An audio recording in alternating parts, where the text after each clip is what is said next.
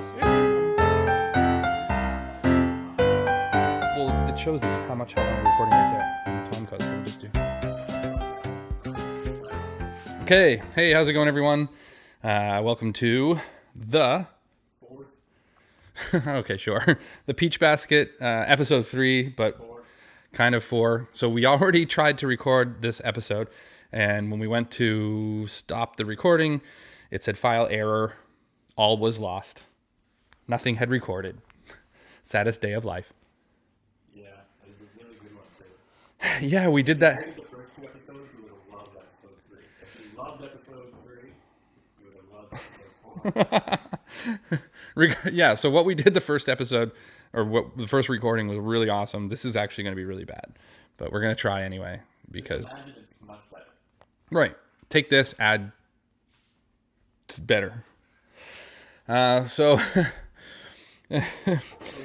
quickly... We're just going to do like a compliment thing, just to have a podcast out there, but we don't actually have time to do another full one, so...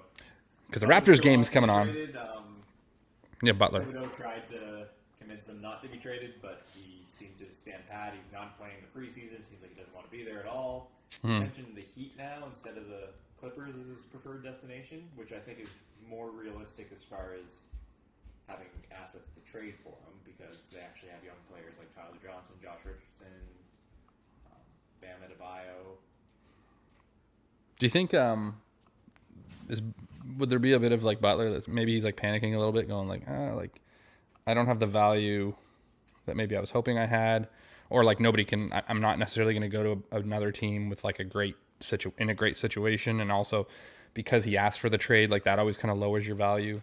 I think he was in a great situation. Like, I mean, maybe not personally, but Yeah, we don't know what was going on personally. yeah, like as far as where he was, as far as being able to win. I said as far as 8 times. As far as I'll delete a few of them.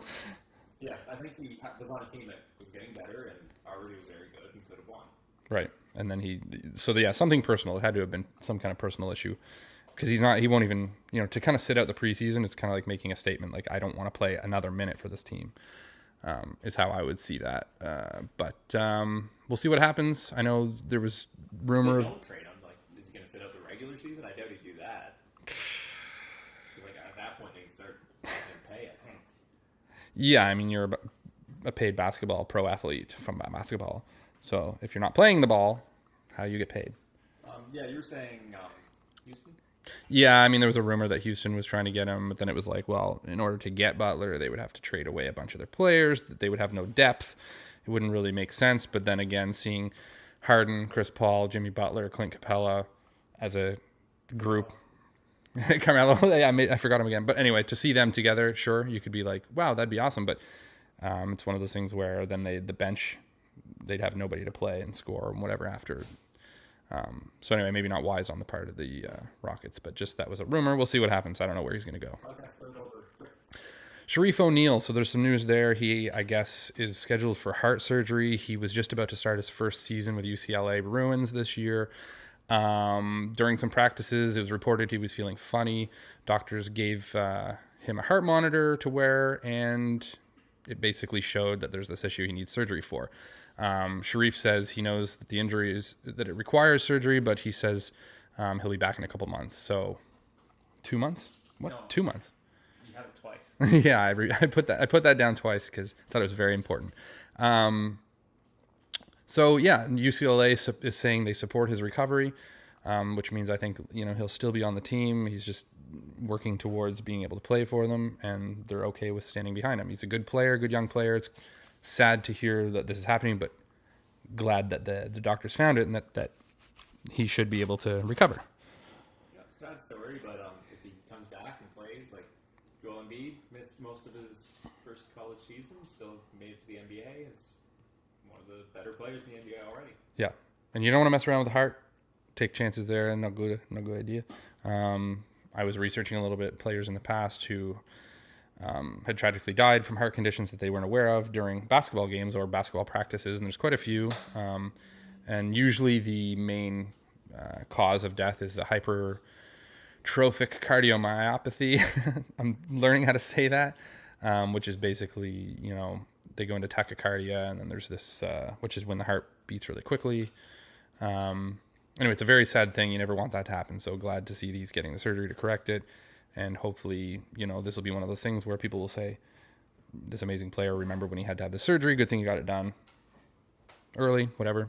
Maybe it'll just be a distant thing. He doesn't seem too worried about it. Obviously, I'm sure. I wonder what Shaq thinks. Oh, I'm sure he's worried about his boy. Like, he probably doesn't care as much about the basketball as his son, Yeah. I'd assume. Oh, for sure. So moving on, again, sorry guys, we're going to be moving on really quickly, or maybe people will like this a lot better. Kawhi Leonard in the media, in the background, we have Ben's building a bookshelf. We're going to do that every episode. So as we do our podcast, Ben will be building something in the background. Yeah, exactly. He's doing his own series, how to build small bookshelves from Giant Tiger. He looks like he's about 75% done. Oh my goodness. Anyway, Kawhi's laugh, a bit robotic in it. Unsettling laugh, it was called by some. Yeah. I liked it. You had a very long segment about this in the first one. Kawhi's probably a robot. You said he was a transformer. Like, the Pinto he drives is actually just him. It's actually him, and then when he gets to practice or games, he just transforms into Kawhi. We had some... It's not cool. Actually, I like it. So there was a few tweets. I don't know. Do we want to read a couple of those? Some people said his laugh needs WD-40. Another guy said, Kawhi has been hiding this laugh from us for about 7 years. It's out now, bro. Keep on laughing like Eddie Murphy twisted both his ankles and both his wrists at the same time. You free, man. I don't know. I guess the thought is that now that laugh is out in the open, because for a long time, Kawhi was known as a guy who wouldn't laugh. He was hard to make laugh. Is this maybe the reason? Maybe he was just scared for people to hear his laugh. Don't want to. Okay, so anyway, I kind of think it's fun. I think maybe if him and Tim Duncan got together, maybe they could have an awkward laugh off. Maybe Duncan taught him this laugh. Maybe this will be passed down to one of the rookie players in the Raptors. Maybe the laugh will carry through the NBA for the next 100 years. He's like the most emotional coach, coaching the least emotional players. I'm rubbing my chin and beard. And you could kind of hear it. There's video evidence of this. As long as that dang thing's recording, hopefully this time that doesn't fail. And anyway, let's hope that this actually gets done. So, and we should have mentioned too, Jeff's not here. We forgot to mention a few things. Jeff's not here. We're not using our timer this week because it was going to be such a short episode. And we're going to watch a preseason Raptors game here soon. So, talking about the preseason, so far, let's just go quickly. Your thoughts on what Yes. your preseason thoughts so far? Well, I was happy to see the first game with Kawhi and the Raptors. It kind of filled me with confidence to see him on the court with them. I'm so used to seeing the Raptors as kind of this team that has potential but seems to be so inconsistent.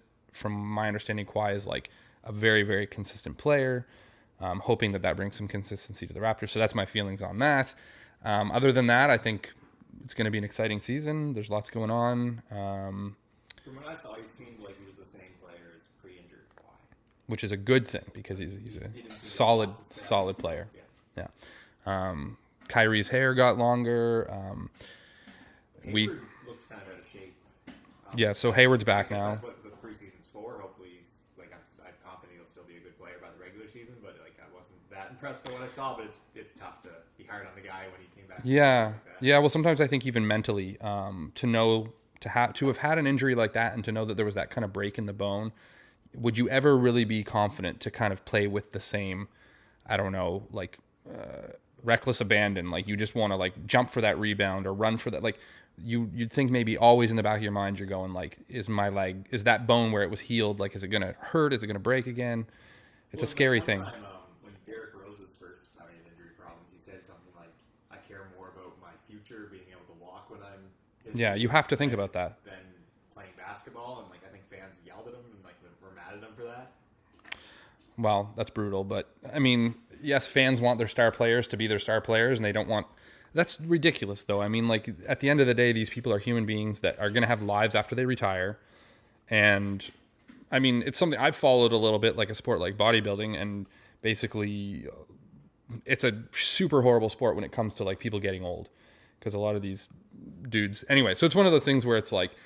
Sacrifice your body, and then in old age be in a wheelchair or have to have all this surgery, or take care of yourself and play as well as you can. And so anyway, with someone like Richard Jefferson. Yeah, that's exactly what I was trying to. It just seems like he's like going to be completely healthy when he's old.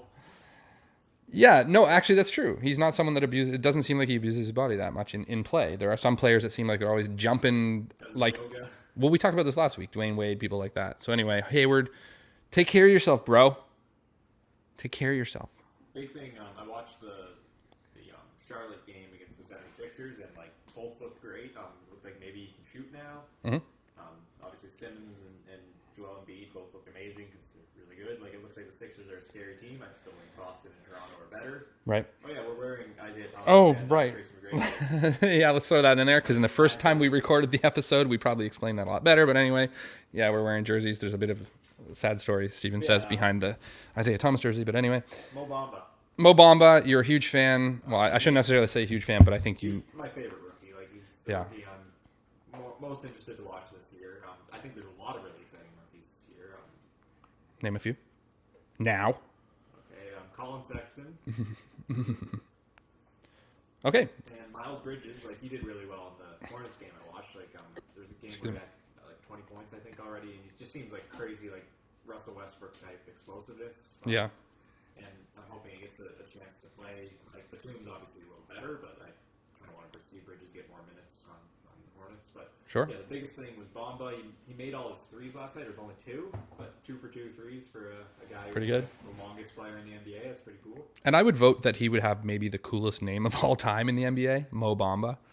It doesn't really get much cooler than that for a name. So He almost fouled out though and didn't play that many minutes, so he's got to keep that under control. He didn't get any blocks, which is kind of what we're hoping. He Yeah. easily get blocks, but only one game. he's got definitely he has the potential. So yeah, so that's preseason. Some cool stuff happening. You know, Warriors lost to the Timberwolves. Boston lost in the first game against where were we there? Charlotte. Came back. Second time, and Kyrie, they similar names to him. Kyrie played really well the second game. Like preseason games, it really depends a lot on how much your star players play, whether you win or lose. Yeah, and none of the teams are really worried about preseason. It's just a chance in some ways for players like Hayward to come back, start to, feel the game out a little bit more, and for new players to maybe gel with their teams and whatnot. It was a little longer segment last time, but I tried to convince you to play fantasy basketball. So it's like a great way to sort of care a little more about the teams that aren't your favorite teams. Like you like Toronto, I think you like Boston a little bit, but Well, there's a few teams I like. yeah, and like obviously the Warriors are just the best teams. You watch them, the Rockets, but Yeah. it kind of makes you pay a little more attention to like the up and coming players, the up and coming teams. Like if you just So you recommend trying fantasy Yeah. basketball out? I think it doesn't hurt to try. It doesn't. Yeah, I don't think I'll do that well because I'm not nearly I don't observe basketball the way that Steven does, which he's always kind of keeping an eye on stats and things like that. But I think maybe that's because you play fantasy basketball. I had asked you quickly, is there a piece of advice you'd give to a first-time fantasy basketball player? Yeah, I said look up the depth chart of teams that are losing a lot of players. So teams like Cleveland who lost LeBron, figure out Who's going to score for them? Yeah. Yeah. And obviously kind of Bob's going to pop up, but like somebody else needs to do something. Like, I don't know whether Rodney Hood's going to take a big step forward, or just the rookie Colin Sexton will, or maybe like George Hill will kind of return to his all-star form. Yeah. Somebody's got to score on those teams, and like the teams that really don't have much for anything, like John Collins on the Hawks. I think he'll maybe have like. So you're looking for a great player, but he'll be better than expected. You're looking for a player who might have to take over in scoring, and someone who obviously, if you can, isn't necessarily just a scorer, who also is good stats all around. And if you can find someone like that no one else is going to pick, then there you go. The best example The butter. that we used is the year after we traded Aldridge and Batum, I took CJ McCollum on the Trailblazers, and like obviously everybody knows CJ McCollum now. He's like borderline all-star in the West, but like then like you just were looking, Damian Lillard's good.